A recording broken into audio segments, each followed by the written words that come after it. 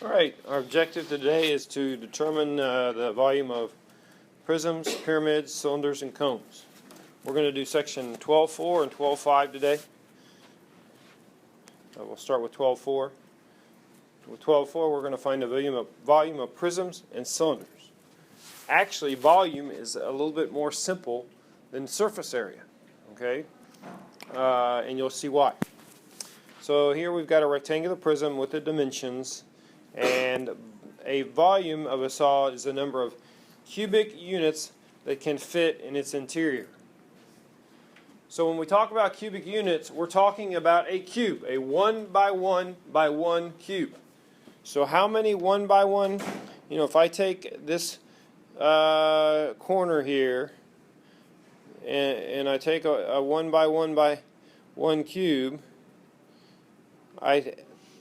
how many 1 by 1 by 1 cubes of this could I fit in the entire shape? That's why why we make the units to the third, to the cube, because it's talking about 3 dimensions. Okay, it's volume.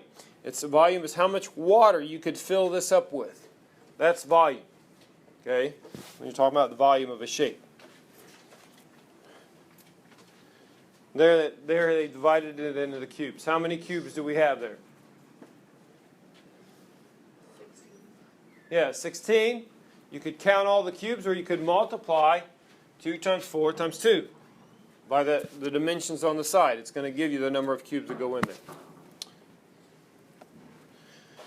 So the volume of a cube is, the formula for volume of a cube is side cubed. Because the side is the same for all 3 dimensions. The width is S, the depth is S, the height is S. So it's S times S times S, which is the same thing as S cubed. Volume congruence postulate. If 2 polyhedra are congruent, then they have the same volume. If 2 shapes are congruent, then they're going to have the same volume.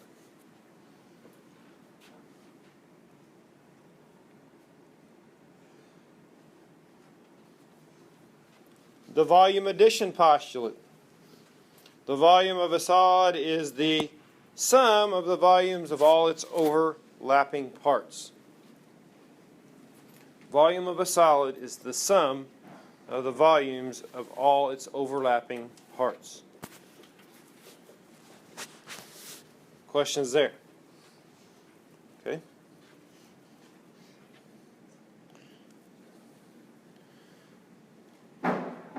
Here we're supposed to find the number of cubic units in the puzzle piece.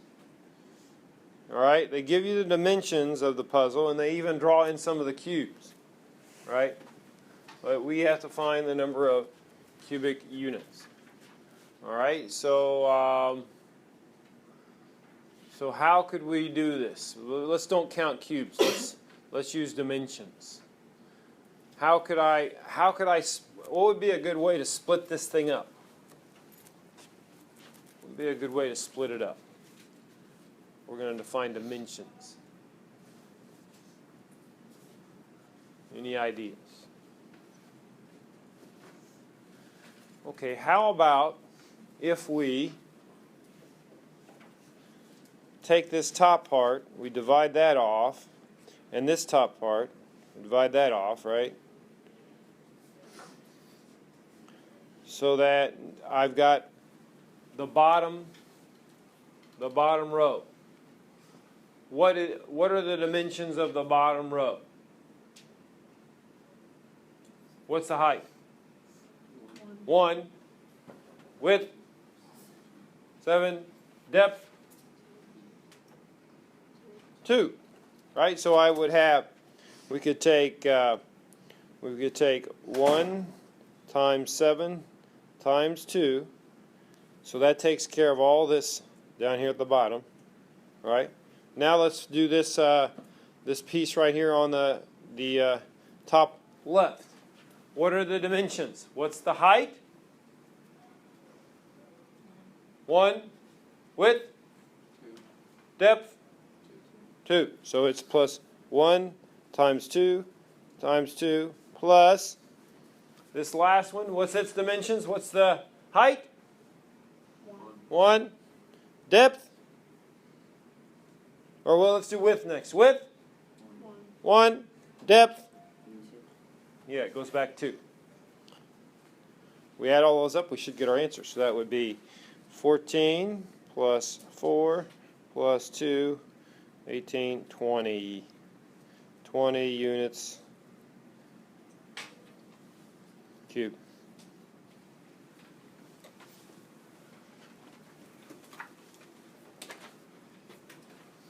Any questions there? All right. Good.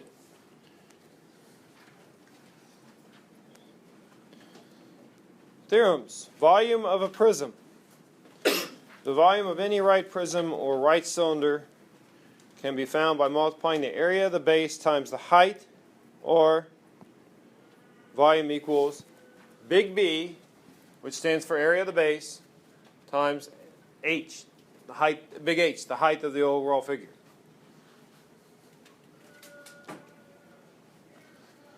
So you need to know the area formula for whatever the shape is. Here it's a pentagon, so it would be 1/2 ASN. That's what we would plug in for B. Here we plug in 1/2 base times height because it's a triangle. Here we plug in length times width. And then multiply each one, we multiply times the height. All right, that's volume of a prism. Volume of a cylinder. Volume of a cylinder equals the area of the base times the height, or equals pi r squared, which is the area of the base times the height. Right? So you can see these formulas are a little bit more simple than surface area. Because you take the area, like on this, you take an area of the base and then times the height. So how much is 1 unit, right? It's so the area of the base is 1 unit thick. That if the height were 1, and then we just keep adding on layers, slices that are 1 unit high. That's what the height does. Find the volume of the solid, a right trapezoidal prism. All right, so on this we have volume equals B times H, and then we want to plug in for big B. What would I plug in for big B? Not numbers, but what formula would I plug in for big B if it's a trapezoidal prism? Anybody remember the formula for a trapezoid?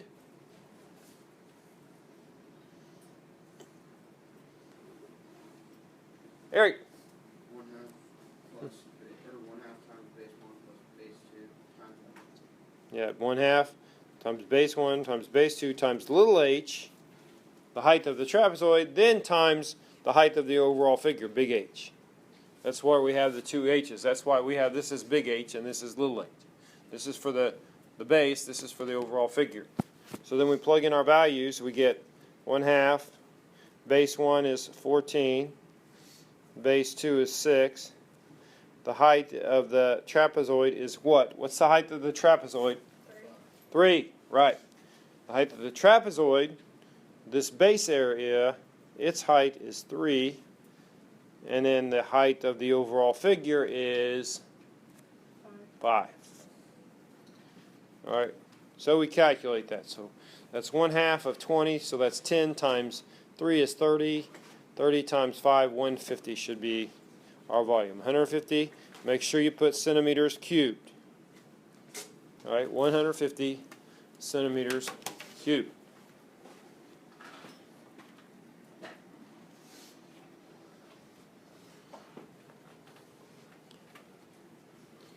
Any questions there? All right.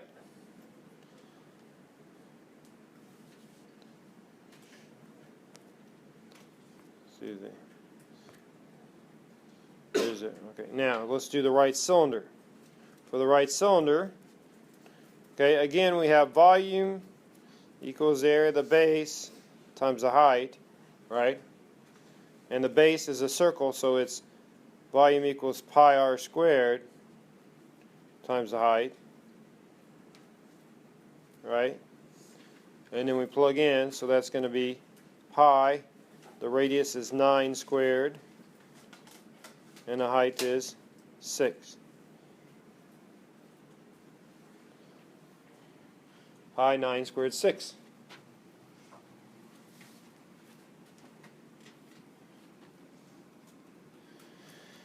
So that's going to be 81 times 6. 81 times 6, 486. So it's 486 pi. 486 pi would be our answer. All right, any questions on that one? Okay.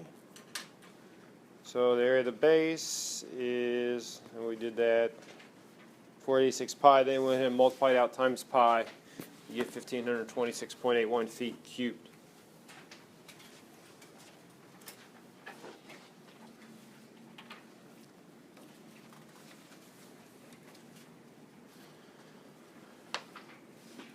All right, any questions? No questions. Okay.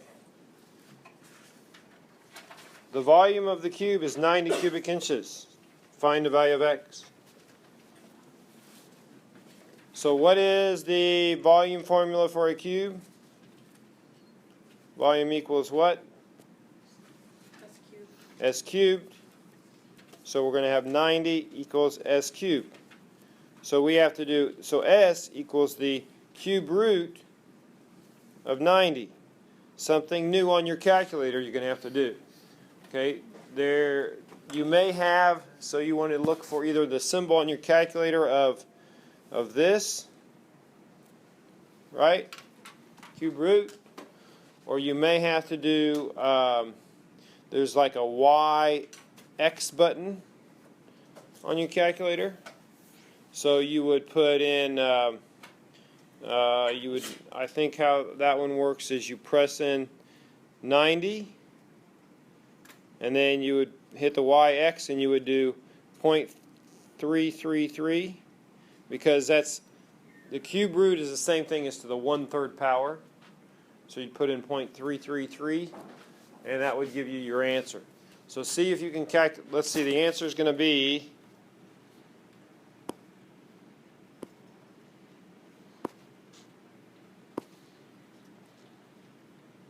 4.48. See if you can get that on your calculator. I'll come around and look at it. You got it? Yeah, I just. You figure it out? Yeah. Were you able to get it?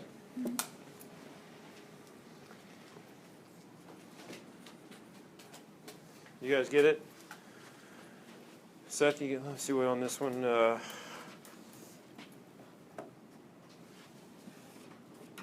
No, okay, you can do this one. So you do 9 in the second, and then that one. See with the that over it, and then you'd no, that's oh shoot. Try to clear it out. Do 3 for the cube root, and the second that button, and then 90. See if that does it. Yeah. Okay. So you put in the power first, the third root. And then you do we're doing that button above the arrow right there. See it? You X the Y, and that's how you do it. You get it figured out? Brandon? Calculator won't do it. Calculator won't do it? Okay, so with you have to, on this, you have to do math. You have to do math, and then you do that one. Enter 90. There you go. Devin, you get it figured out? Yeah. Good? You figured it out, Kayla?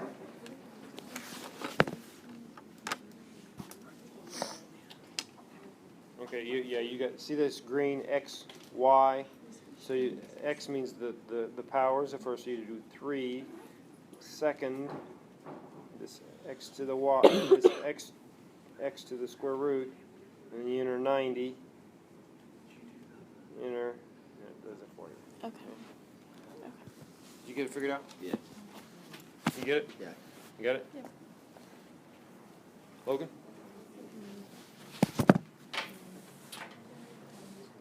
Okay, you were using this X to the square root.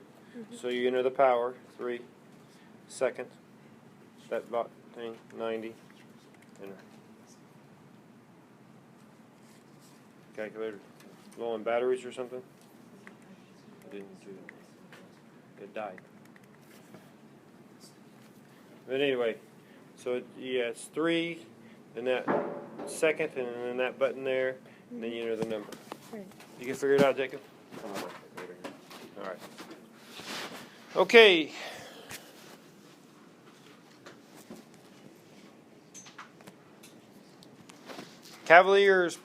Leary's principle. If two solids have the same height and they have the same cross-section area at every level, then they have the same volume. All right. So if these two heights are the same, and this square right here, the cross section, we talked about that before. It's when you slice through perpendicular. Well, in this case, they did perpendicular. If this square and this circle were the same volume, and these had the same height all the way up, then these two shapes would be, they'd have the same volume. All right, their overall volumes would be the same. Okay, volume of an oblique cylinder. It's not any different, right? You just have to remember, use the height as the perpendicular. You're not using this edge as the height. It's the distance from the base to the top, which is a perpendicular distance. It's still going to be the same formula, okay? It's so we've got volume equals, for a cylinder, it's big B times H, right? And then the base is a circle, so it would be volume equals pi r squared H. So we plug in pi 4 squared times 7.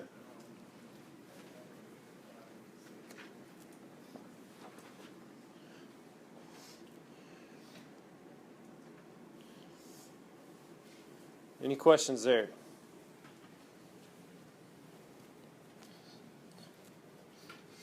So it'd be 112 pi would be the answer, which is 351.86. I would start this a little bit different how they started. I would start with volume equals big B times H, and then I'd plug in the pi r squared for the circle. All right. Carly, all we did was oblique cylinder. It's the same formula as the right cylinder. You just have to make sure you use the perpendicular distance as the height, not the slant. So perpendicular distance is the height.